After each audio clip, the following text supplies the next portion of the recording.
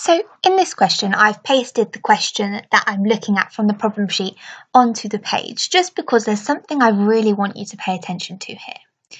So often when we're dealing with quadratics, students get confused when to use what when solving a quadratic equation.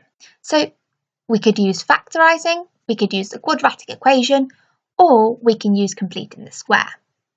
So when looking at a quadratic equation and deciding which method is best to use, there is a little hint here. So on the page, you can see that it says to 2 decimal places. Now, when it says to 2 decimal places or 1 decimal place, this should be your hints that you're going to use the quadratic equation, because often you can't find decimal places when using factorisation. Now, in order to use the quadratic equation, you need to remember the formula. So this isn't given to you in the test paper, so you do need to remember it. So the equation is minus b plus or minus the square root of b squared minus 4ac, all divided by 2a. Now, this probably seems like absolute gobbledygook at the minute, so let's go through this. So in here you can see we have 3 letters, A, B and C.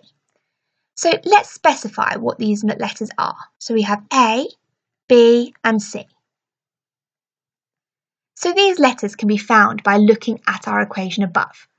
Make sure here that it's equal to 0 before you carry on. Remember, quadratic equations, to solve them, they need to be equal to 0 first.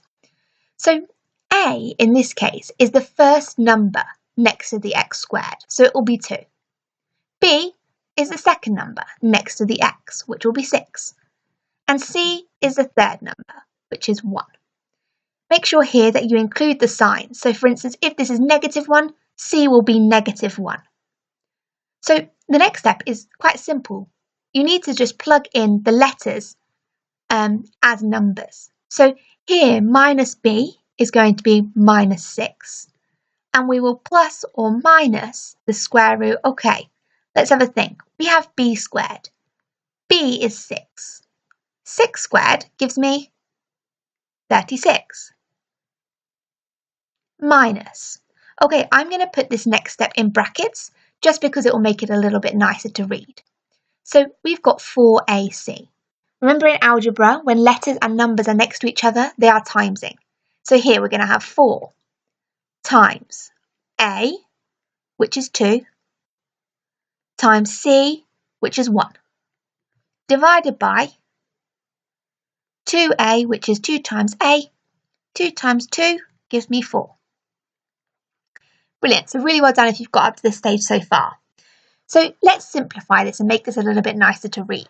So if I simplify this then, I'm going to have -6 plus or minus the square root.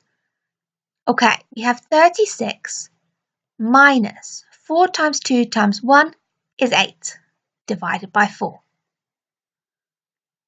Okay, hopefully you can see that I can simplify this further, because that 36 minus 8 is going to give me 28. So we'll have -6 plus or minus the square root of 28 divided by 4. So the last step now is to type this on your calculator. Often students get confused with this plus or minus. This plus or minus just means you're going to have 2 answers. So when we factorise, we've got 2 answers. It's the same in this case.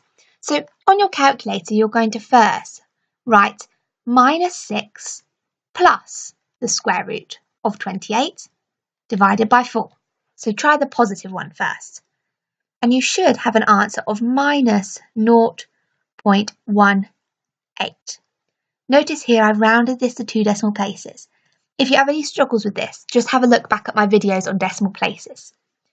So now can you try the negative for me? So -6 minus the square root of 28 divided by 4. Hopefully you should have an answer of -2.82, 2 decimal places. And we're done.